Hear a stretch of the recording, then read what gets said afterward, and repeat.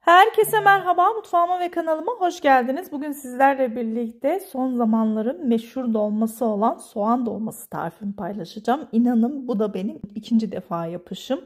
İlk defa yaptığımda yiyen kişiler şu an bu tarifi sabırsızlıkla bekliyor eminim. Evet, fazla bekletmeden hemen tarife geçiyorum. Öncelikle soğanlarımızı ayıklıyoruz. Bu yemek için toplamda 4 adet büyük boy soğan ve 3-4 adet de mor soğan kullandım arkadaşlar. Mor soğanı kullanmanızı özellikle tavsiye ediyorum. Hem görüntüsü çok güzel oluyor hem de lezzetli oluyor gerçekten.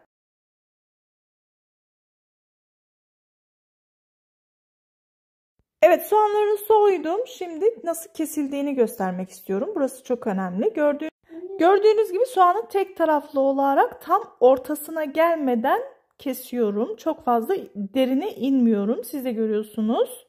Bir de haşlamadan önce soğanların kafa kısım yani kök kısımlarını kesinlikle kesmiyoruz.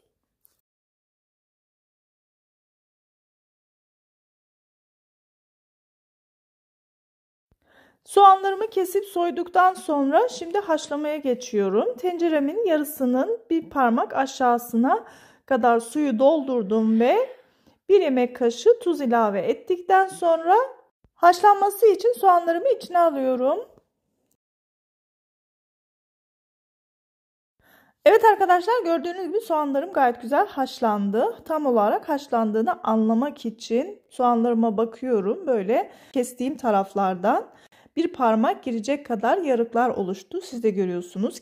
Soğanlarımı süzgeçle süzüp kenara aldıktan sonra soğuması için bekletiyoruz. Beklerken de iç harcını hazırlıyoruz arkadaşlar. Bunun için yarım kilo kıyma, 1 su bardağı pirinç, 1 orta boy soğan, 1 diş sarımsak. Bu aşamada dilerseniz yarım çay bardağı da bulgur koyabilirsiniz. Gerçekten çok yakışıyor. Şimdi iç harcımızı renklendirme ve tatlandırma aşamasına geçiyoruz. 1,5 yemek kaşığı domates salçası, 1 yemek kaşığı biber salçası. İsteğe bağlı olarak acı isterseniz 2 tatlı kaşığı pul biberi, 2 tatlı kaşığı tuz, yarım çay kaşığı da şeker ilave ettikten sonra geri kalan baharatlarını da ekliyorum. Bu arada malzeme listesini ve özellikle baharatları açıklama kısmına yazacağım. Oradan ulaşabilirsiniz ama mutlaka hiçbir detayı atlamamanızı tavsiye ediyorum. Gerçekten çok lezzetli oluyor. Baharatları ekledikten sonra 1 çay bardağı da sıvı yağ ilave ediyorum ve 2 yemek kaşığı zeytinyağı da ekledikten sonra 1 tatlı kaşığı nar ekşisi de ilave edip bütün malzemeleri homojen bir şekilde elimle karıştırıyorum. Bu arada bir hatırlatma yapmak istiyorum arkadaşlar. Eğer videomu beğenirseniz beğenmeyi ve bir sonraki videolarımdan haberdar olmak için bildirimleri açıp kanalıma ücretsiz abone olabilirsiniz. Yorum yapmayı da unutmayın inşallah. Bir de beni diğer sosyal medya hesaplarımdan da takip etmek isterseniz eğer Rahma Baylan olarak aramanız yeterli olacaktır. Bir de beni nerelerden takip ediyorsunuz? Gerçekten çok merak ediyorum. Evet, iç harcımızı hazırladık. Soğanlarımız da gayet güzel soğudu. Şimdi gördüğünüz gibi soğanımı bu şekilde elimle böyle hafif sıkar gibi yaptığımda anında çıkıyor. Ve içindeki zarını da bu şekilde aldıktan sonra tek katına bolca iç harcımı dolduruyorum ve lahana dolması sarar gibi sarıyoruz. Bana göre soğan dolması dünyanın en pratik dolması oluyor. Özellikle sarması gerçekten hem çok zevkli hem de çok kolay bir şekilde ve kısa sürede sarılıyor. Ve aynı zamanda çok da bereketli bir yemek. Kesinlikle her misafir sofralarınızda tavsiye ediyorum. Bu yemeği mutlaka yapın. İnanılmaz lezzetli. Evet, bütün soğanlarımı cücük kısımlarına gelene kadar güzelce sarıyorum. Bir de pirinçler pişerken şişeceği için çok fazla sıkı sarmıyoruz. Gelişi güzel sarıyoruz yani.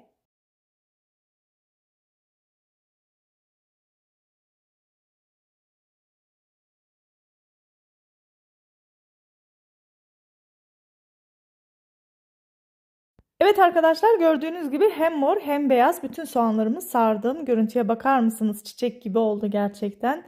Şimdi kabımızı iç harcımızın kabını yıkamadan üzerine 1 yemek kaşığı domates salçası, yarım yemek kaşığı biber salçası ekledikten sonra kaynar suyla homojen bir şekilde karıştırıyorum ve tuzunu ve şekerini de ilave ettikten sonra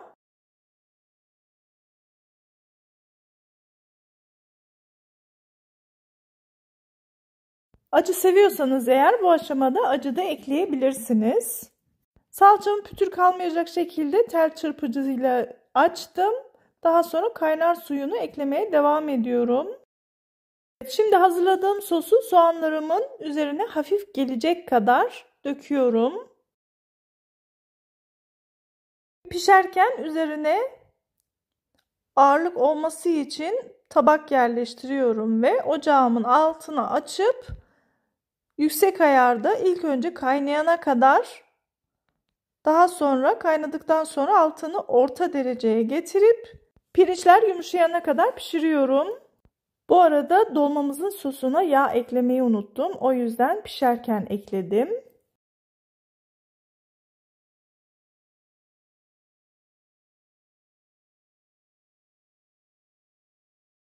Evet arkadaşlar, şimdi dolmaların pişip pişmediğini kontrol ediyorum.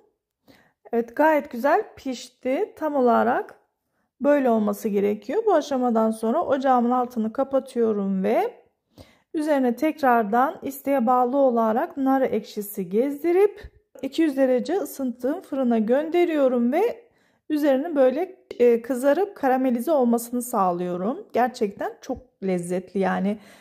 Soğan dolmasının lezzeti zaten çok güzel. Böyle de yapıldığı zaman başka bir boyuta geçiyor. Emin olabilirsiniz. Evet, gördüğünüz gibi dolmalarım fırından çıktı. Üzerinde böyle hafif nar gibi kızardı. Bu şekilde olması gerekiyor. Şimdi sizin için sunum aşamasına geçiyorum. Görüntüye bakar mısınız? Gerçekten çok lezzetli ve iştah açıcı görünüyor.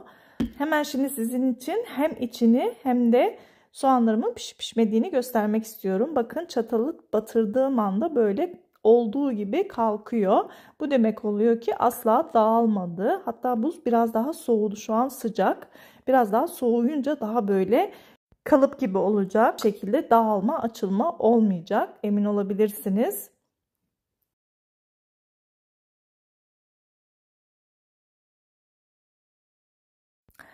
Evet, sosundan da üzerine gezdirdikten sonra çatalla soğanımın tam ortasından, bakın, çok da güzel lokum gibi oldu.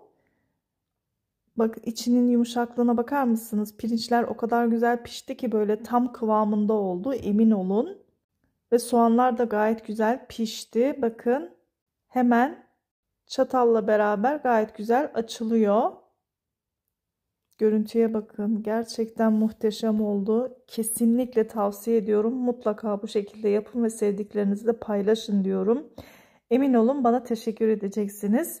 Bir sonraki yeni ve farklı tariflerimde görüşmek üzere. Allah'a emanet olun. Hoşça kalın.